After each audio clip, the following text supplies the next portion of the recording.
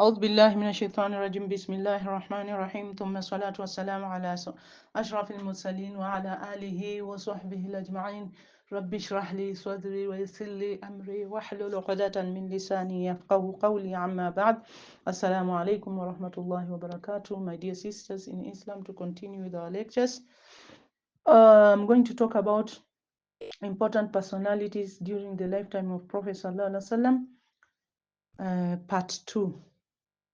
So among the important personalities during the lifetime of Prophet ﷺ also was Sayyidina Bilal ibn Rabah.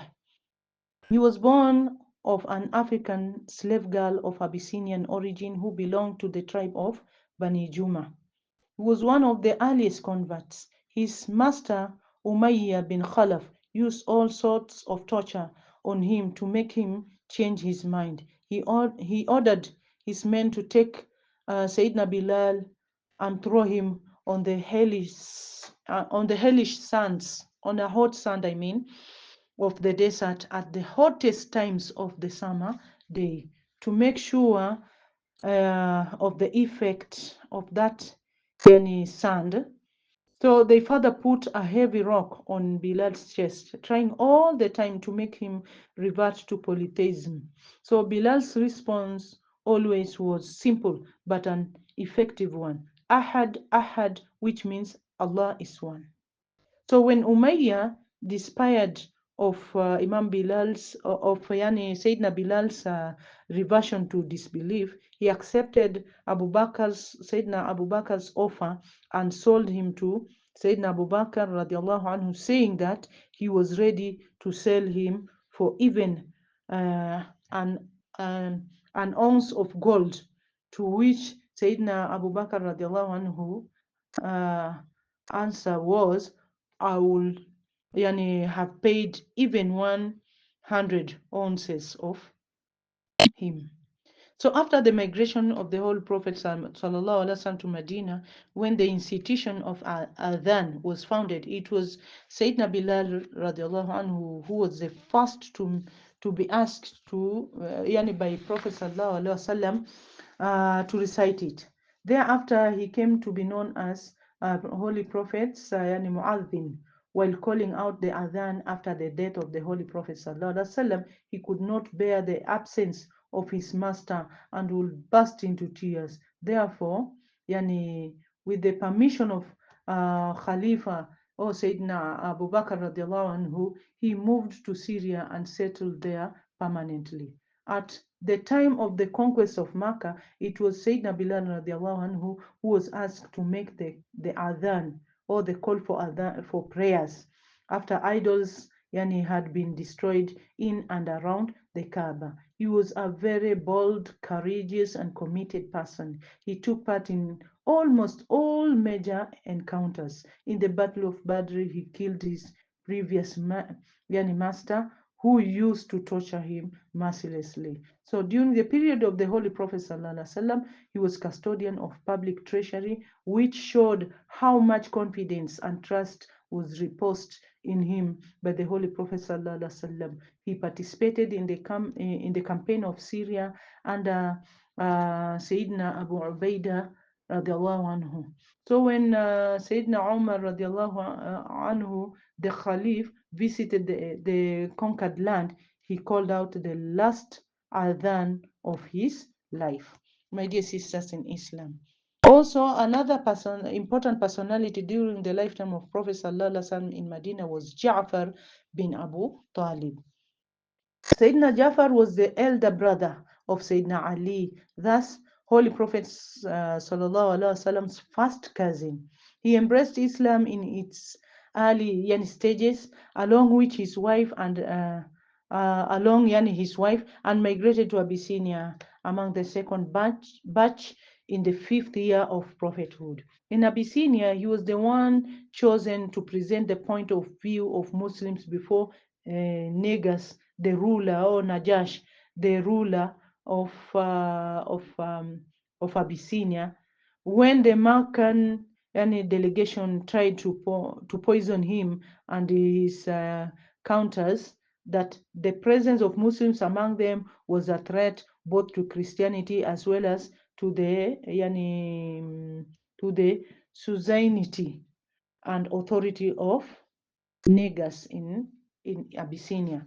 So Sayyidina Jafar eloquently described the basic teaching of Islam and refuted the mechanization of the Meccans by reciting verses from Surah Al-Ankabut, Surah Al-Rum, Surah Al-Kahf, and Surah Maryam.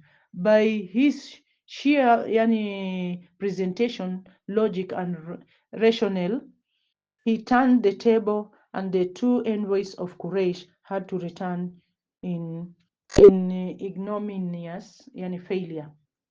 So when the situation crystallized in Medina and Khaybar too fell to the Muslims, Sayyidina Jafar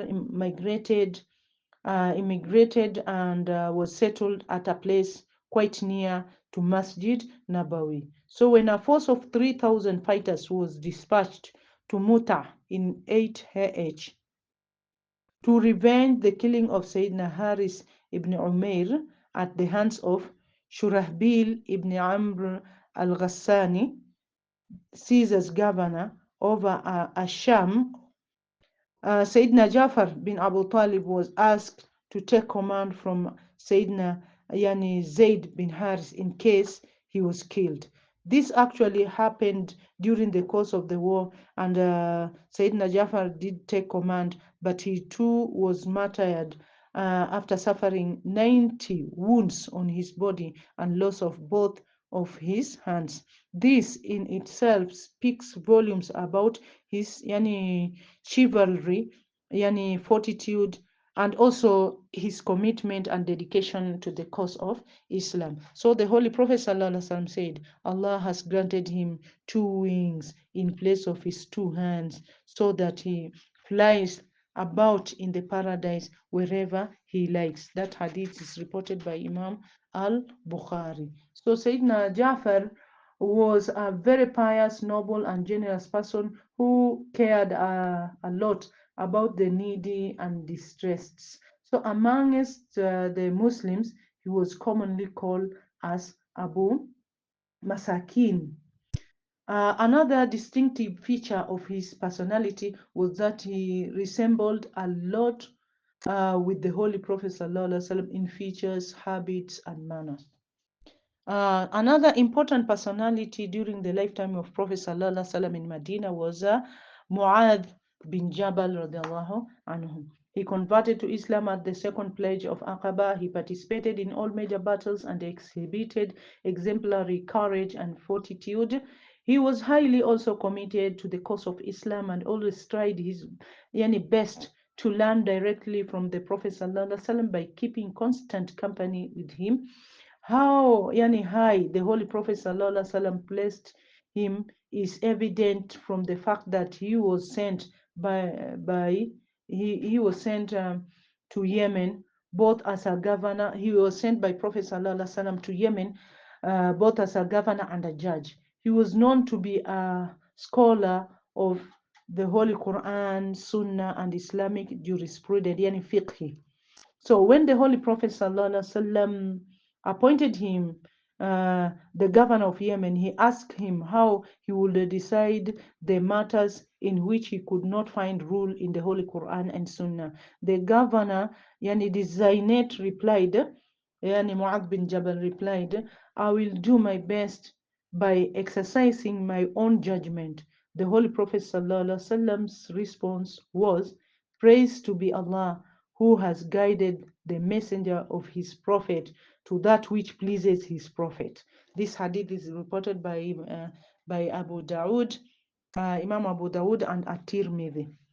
So also the Holy Prophet ﷺ said of him that the most learned of my ummah about the lawful and unlawful is Mu'adh bin Jabal. This hadith is reported by At-Tirmidhi.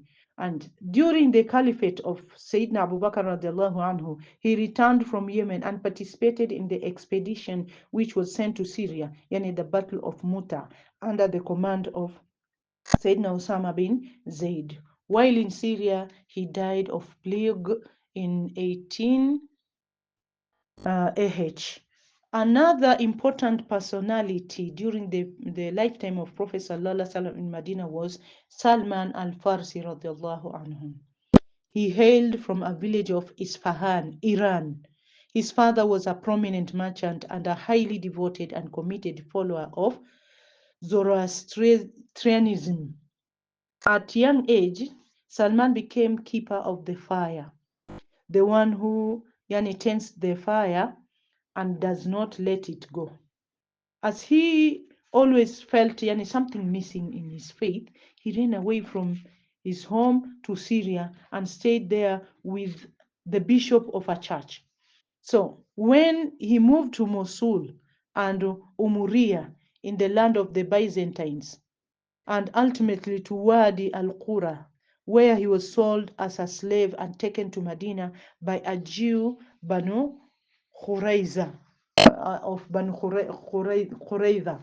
So during all of this period, he was looking for the last Prophet ﷺ, whose arrival had been prophesied by the Christians bishops, which whom he had stayed at different places to quench his his trust for knowledge and enlightenment. So ultimately, he located the personality in Medina, converted to Islam, and managed to get released from slavery as well when the Muslims of Medina arranged the requisite amount for payment to the Jewish owner. So Sayyidina Salman bin Farsi radiallahu anhu missed battles of Badr and Uhud as he then was a slave but participated in the battle of Khandaq. It is on the advice of Sayyidina Salman al-Farsi radiallahu anhu that the Muslims dug a long trench along the northern part of Medina in 9 to 10 days. As the eastern and western approaches to Medina were unsuitable for fighting, having volcanic rocks, and the southern Medina was filled with dead trees as well as Mount Ur. So the trench effectively checkmated the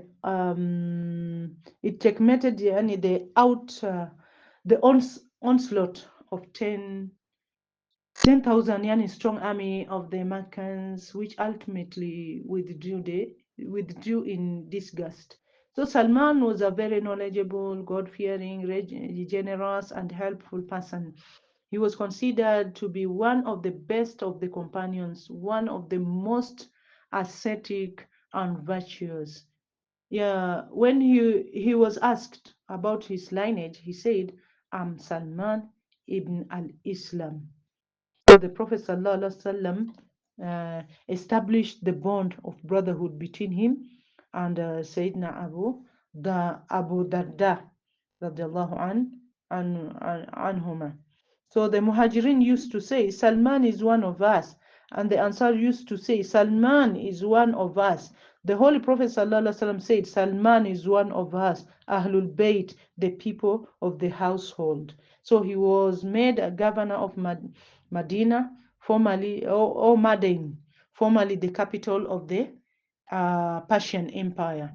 Many ahadiths have been narrated from him. So he died in the year 35 AH after living a long life. My dear sisters in Islam, another important personality during the lifetime of Prophet Sallallahu Alaihi Wasallam in Medina was Sayyidina Osama bin Zayd radiallahu anhu, or Osama bin Zayd radiallahu anhu.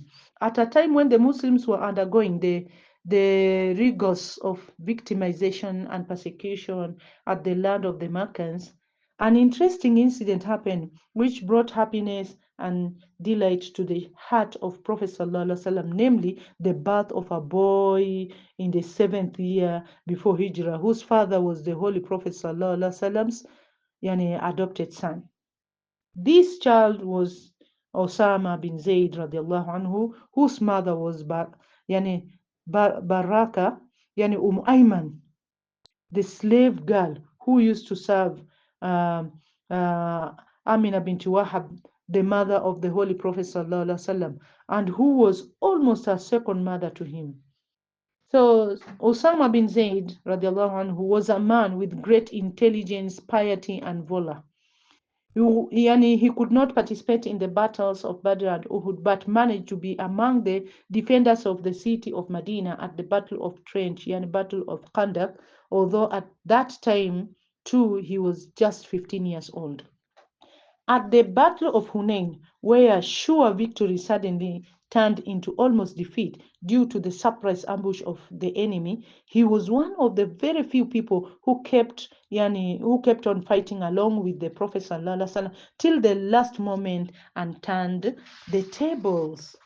My dear sisters in Islam, after the setback which the Muslims suffered at the Battle of Muta, the Holy Prophet ﷺ sent another army against the Romans in the Syrian region and appointed Osama bin Zaid as its commander at the age of 20. It is interesting to know that this army included such prominent personalities as Abu Bakr Siddiq, Umar bin Khattab, and Abu Ubaidah radiallahu anhu bin Jarrah al-Jarrah. However, the expedition could not go because the Holy Prophet ﷺ died when this force was barely a few miles from Medina. It was dispatched again by the first Caliph, um, Abu Bakr Siddiq, immediately after assumption of office. So the plan to defeat the Romans at their doorsteps materialized, paving the way for the later conquests of the Syrian region and Egypt, both of which were annexed in a short span of time. Osama bin Zaid radiallahu anhu was a man of impressive personality who always won respect of his yani, con contemporaries. So he was an epitome of nobility, piety, decency, and grace. Shukran jazila wa barakallahu fikum.